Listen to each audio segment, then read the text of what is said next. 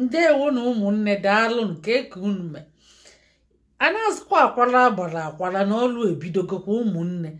Gọọmenti abata ebe a kịta fachifaya.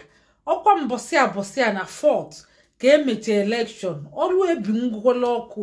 The first thing good news bụ Uganda plan. Akagbugie Uganda plan. Nke na onye taa fụgba agụ na-asa mmiri na-asa abịa.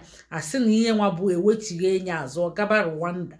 Nke ahụ bugodi nnọọ nọmba 1 kansụl. Mana ọ na-agbatu aka na ịmụ illegal migration na ụmụ illegal migration na UK visa afia kwa ruo. Onwere ọ bụ the easiest. UK visa bụ easiest. Ma ọ bụ na inweta ezigbote guidance. Ọkwa ifufa inwe ipas kwara na wekotecheche ihe niile asisi weta ipas gokwe igabago. Mana iwetechegodi 99.9 wee daa nya 1% ịdagokwe. Ọ bịa bụ iwufa. So ihe need bụ guidance. Ọkwa ị need onye ga-guide gị. Ị need ya mee ka anyị mara. Ọ bụ na ị chọrọ ya, isi na ị dị interested. So that always bụ ngoloko and the fasil na faga na ewekeli ndị nọ nya home people before ndị outsider. Nya bụ ụmụnne iwelu visiting visa bịa ibugolu home people. So asylum na council ịga Rwanda ọ bụ ihe mara mma maka asylum a bụ ebe a na-eje ezeli ndo.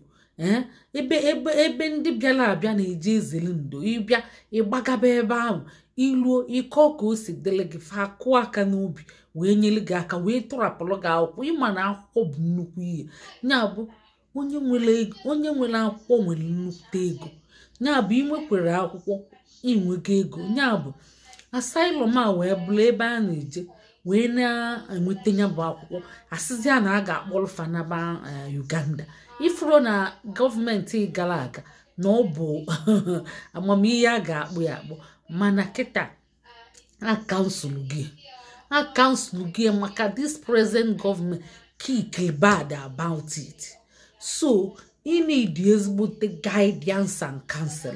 You need nya onye ga-asị gị nekwie na-enye na ihe ị ga-eme na ihe ị ga-anabutefa na ka isi ga-eje wee na ka o wee gaziele gị ka ị ghara ịda ada maka ịkwado akwado imanda ịkwụ ọfafada.